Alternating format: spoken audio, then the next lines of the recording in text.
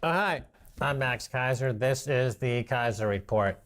Well, today we're going to talk about what happens when governments fuse together with corporations. What happens? Stacy. Well, it's certainly no country for small business. Remember that film, No Country for Old Men? Well, we have become no country for small businesses. As everybody knows, like all of the tech giants have been raking it in during this lockdown and COVID pandemic.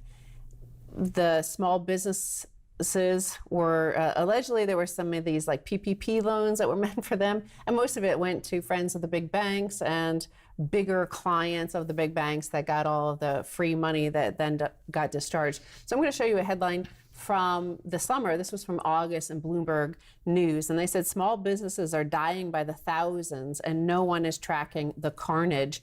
Big companies are going bankrupt at a record pace, but that's only part of the carnage. By some accounts, small businesses are disappearing by the thousands amid the COVID-19 pandemic, and the drag on the economy from these failures could be huge. This wave of silent failures goes uncounted in part because real-time data on small business is notoriously scarce, and because owners of small firms often have no debt and thus no need for bankruptcy court.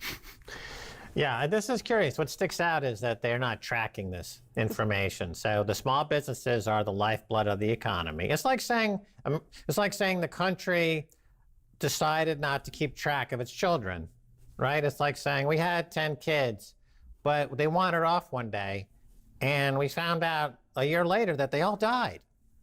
But we don't care because we were busy doing whatever it was, watching Netflix or something. So it's interesting, especially now in an era of big data and pervasive data and surveillance capitalism, where these same companies that are benefiting by the extermination of the small firms can tell you how many nose hairs you have in your left nostril at any given moment. It can tell you what your earwax tastes like. Jeff Bezos has probably tasted more earwax than any executive we know in America today because he's got a fetish. He should know that the small businesses that he's putting out of business will ultimately kill his customers. But wait, he doesn't care.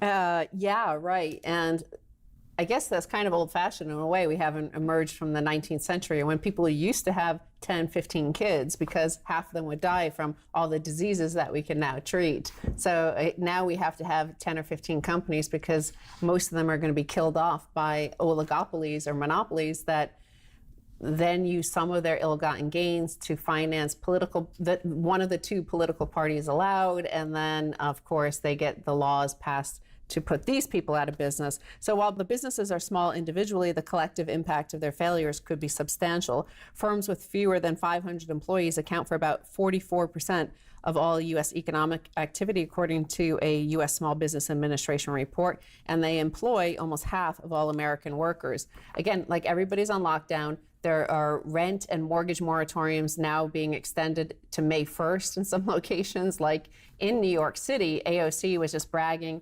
how they've extended the rent so you don't have to pay your rent. You haven't had to pay your rent since March in most places, and now you don't have to pay it until May 1st in Manhattan. But of course that means like the person who owns the home or the property isn't getting paid as well, but there's no compensation for them. So you see this playing out in the number. So no country for small businesses. Here's from Wolf Richter. Brick and mortar retail meltdown in stunning Manhattan style. Years before and now during the pandemic, store rents had already plunged amid surging vacancies. Then in spring, the market froze. When it thawed, rents dropped to 10-year lows, 13 charts by quarter. I'll just show you that the area near Trump Tower, so Madison Avenue, 57th Street to 72nd Street, and rents are down 54%. So, you know, Manhattan's famous for shopping, right? And it's because it doesn't have those huge malls. It's all like boutique shops. It's really interesting locations. But it's rents are collapsing because the tenants are moving out. They're going bankrupt. Right. So, I mean, we've talked about this in the past in terms of being medievalism. And we had the church at that time who had a monopoly on heaven and would hand out these papal indulgences for people who they deemed worthy. And nobody could argue with that, or else they would be crucified. And then we had the Enlightenment, and we had Adam Smith, and we had free market capitalism. And that was a short 200-year experiment, because now we're back to this medieval model where instead of papal indulgences from the Pope, we now have the money indulgences printed at the Fed with the high priests like AOC and Jerome Powell and Janet Yellen. So we're back to medievalism, and that's why I think it's correct to refer to the unwashed masses in America and elsewhere around the world who are participating in the global insurrection against banker occupation as peasants. We have peasants.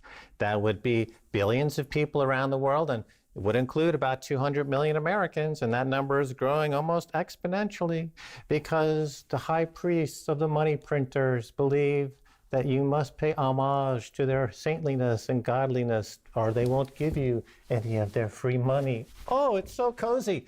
A lot of times when you put corporations together with government, corpocracy, it takes other forms and names like fascism. Shh, don't tell anybody. It's fascist. They'll get really angry. Corporatism and fascism, yes, indeed. Well, I then have another headline about what small business is looking at going into this future of 2021 is somebody has to pay, right? Is Jeff Bezos going to pay? No, Amazon's not going to pay. They've never paid taxes. They don't pay taxes in decades. That's why Jeff Bezos is once again the richest man in the world. Elon Musk is no longer richer than he is. That's why these huge corporations, all the Wall Street banks, they pay less than 10% in tax rates because of all their write-offs they're able to. So somebody has to pay for all this free money. Somebody has to pay for these rent moratoriums. Somebody has to pay for all this, right? Well, small businesses freaking out about surging taxes under Biden. So this is a quarterly report that has been going on since the 1970s. It's the NFIB Small Business Optimism Index, and it slumped by 5.5 points to 95.9. So this is December's report, and this is the first month since Donald Trump lost, and decisively, everybody knows he lost. So their optimism slumped to 95.9, falling below the average index value since 1973 of 98, and missing expectation of a triple-digit print. 9 of the 10 index components declined and only 1 improved. Of note, owners expecting better business conditions over the next 6 months tumbled by a whopping 24 points to a net negative 16%, realizing that a Democrat administration is hardly conducive to small business growth. So they're seeing these tech monopolies and giants already occupy being named to administrative positions in the Biden administration. They don't expect any help there, but they also are expecting a huge tax increase. And that's the number one concern of small businesses across America. Right. You know, the way to overcome these tax burdens and regulatory burdens would be to start a business, work hard, and become an independently wealthy individual in the land of the free, home of the brave. But we are talking about how the rake of the majors like the Amazons and the Googles, like they rake the bottom of the sea and they get all that fish. They just rake all of the small businesses for anything they can, and they leave them for dead on the roadside, and thousands and tens and thousands of them are dying. And this is predictable because, again, if you put the money printer in the hands of the worst amongst us, you have well, in America anyway, you have a kakistocracy, which is ruled by the worst amongst us. And we see that all over the world as well, not just in the US. And you give them a money printer that they can literally, without restraint, just print untold sums. Then it's like, imagine if Charles Manson was running the central bank and it was uninterrupted for 20 years. He was running the central bank. Then serial killing would be America's #1 industry. Okay, let's flash forward to today. We've got a central banker who's serial killing small businesses. So the #1 industry of America today is small enterprise serial killing. What's the attitude of the people in America? Well, when they can stop vomiting for 5 minutes and look around at their family that everyone forgot about and they can't find the kids anymore, they then decide, well, maybe it's time to think about some other country. And I think we've seen this before. Usually, people go on the move. The history of the world is migration. People are constantly moving to find a better land, more hopeful. Except for the fact that, okay, if you get kicked off Twitter, if you get kicked off Facebook, well, create your own app, create your own website. Except AWS, and all the Stripe, the financial services, cut you off, and you can't do that. The same with America. You could leave if you want. We're totally 100% free to leave if we want.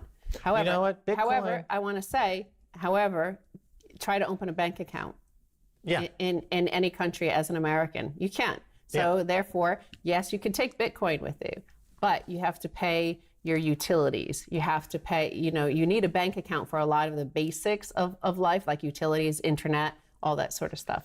Right. I mean, Bitcoin is the Martin Luther of the medieval age. By pounding those dictates on the door of the Vatican, essentially. It's like all the papal indulgences are done. We had the beginning of a ecclesiastical revolution, right? And that's what Bitcoin is. So as dire as this all sounds, keep in mind that it's the end of the road for the monopolists and the oligopolists and the kakistocracists. Well, that's the point, is that we are at the end of the road of that because there's clearly, as you could see, what has been happening in America, especially since 2008, 2009, but around the world. We have the GIABO, we have the global insurrection against bank occupation. That's an international thing. And what we've seen is oligopolies and monopolies around the world have controlled a lot of the political power, a lot of the monetary power, and a lot of the wealth. And people are angry about it. And that's what you're starting to see here. These people are worried that they know, I mean, it might not happen, but they see what's coming to them, and that all these programs need to be paid for. And they know that the elite don't pay for it. The mega corporations that hire these politicians aren't going to pay for it, so that they're going to have to pay for it. It says, this survey shows that only 2% of them are concerned about inflation, of these small businesses, which is remarkable because obviously inflation is roaring towards us. So they're not even concerned about that, because they're more concerned about the structure of our financial and political economy, whereby the oligopolies rule, and the small businesses, medium, middle class people end up paying. Right. Do like Tahini's restaurant in Canada. Put all your reserves into Bitcoin and you'll survive this blight of neo-fascism here and around the world. All right, don't go away. We got more. You're coming your way.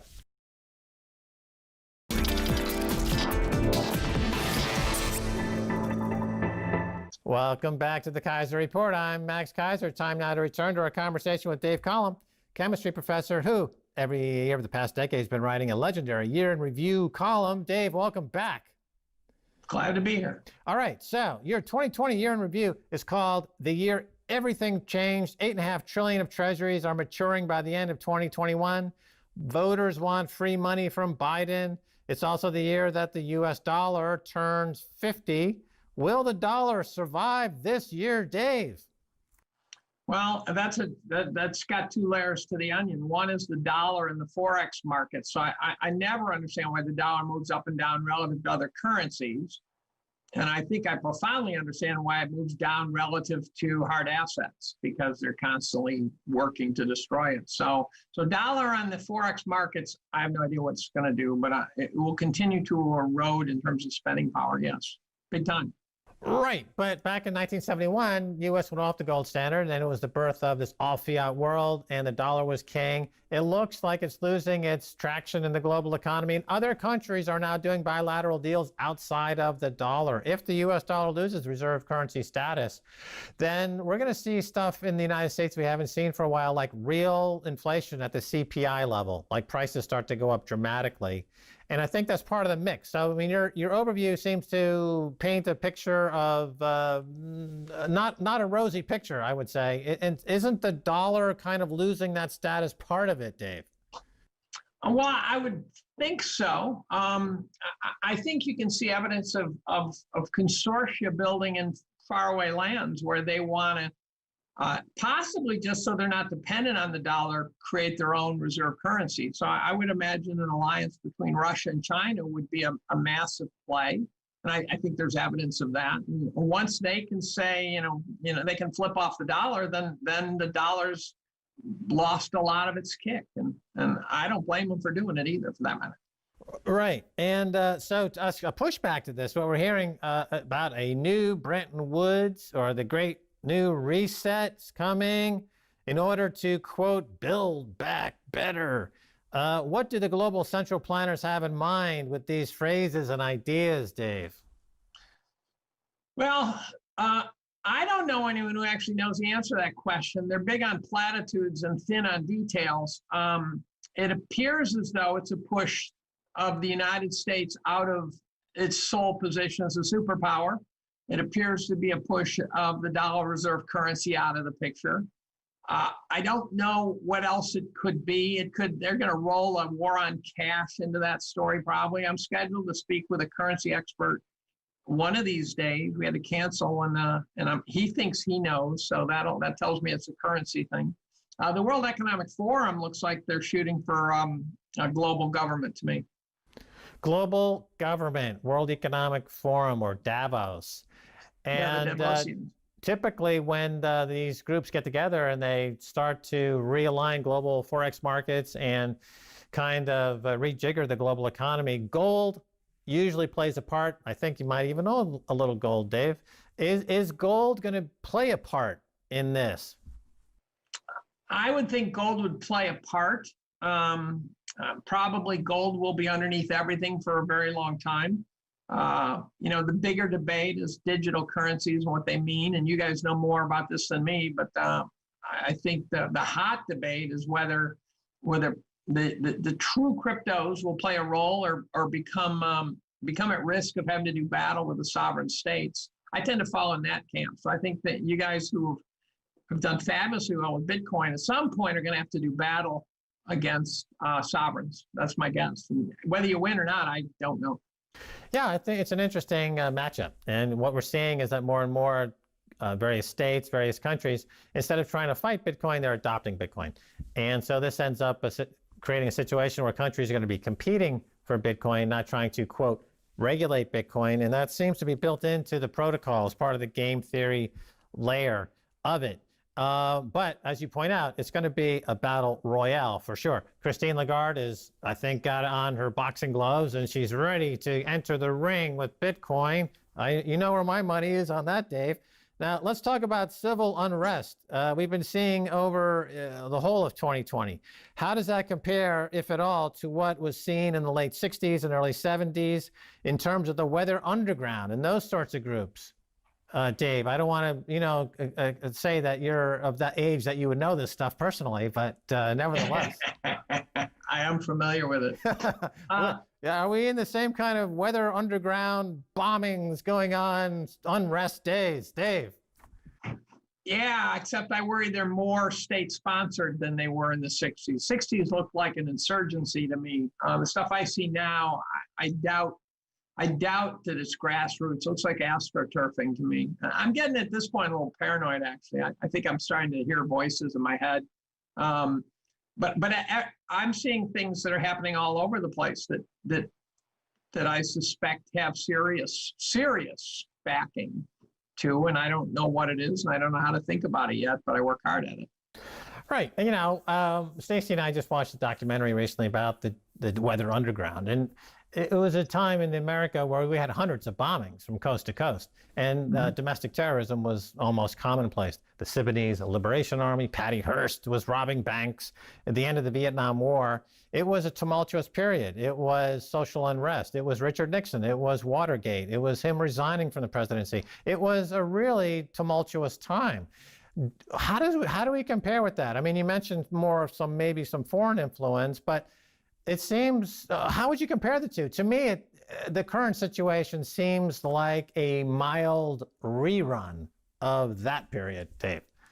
I would agree with that 100%, actually. And it might be the tip of the spear so that when it's over, we will not be putting the word mild on it.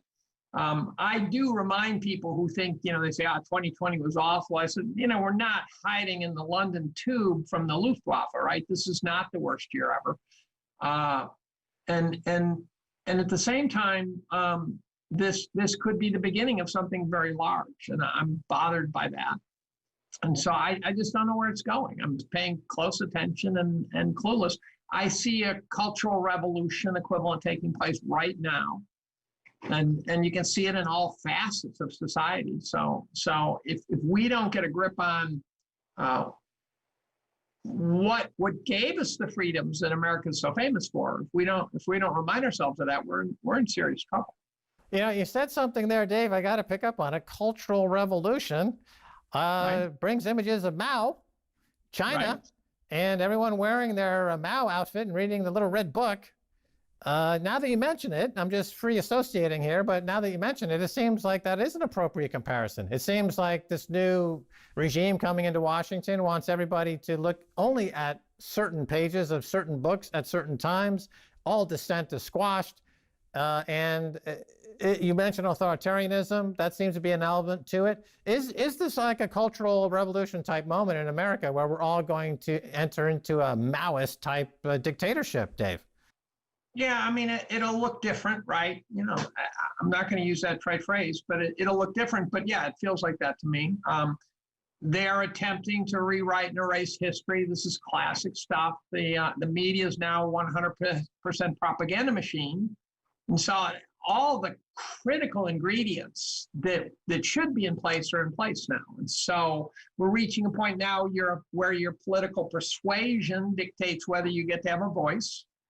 And I tweeted a couple things on it where people got mad at me, but I said, look, the purge of social media the other day was sort of Night of the Long Knives. It's a digital version. They're clobbering people off Facebook. Companies are now taking upon themselves to defund, deplatform legitimate concerns because they want to take a stance against free speech. Parler is getting attacked. Gab got attacked. These are ominous signs that I don't think anyone would have considered possible 5 years ago.